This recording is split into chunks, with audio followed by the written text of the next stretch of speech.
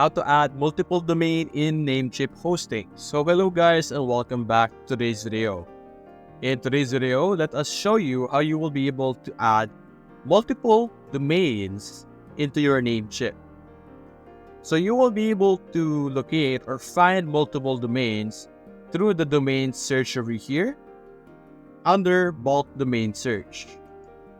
In this section, you will be able to just simply upload a CSV file containing a list of domains, which you could simply bulk search and add multiple domains into a specific hosting that you want to use.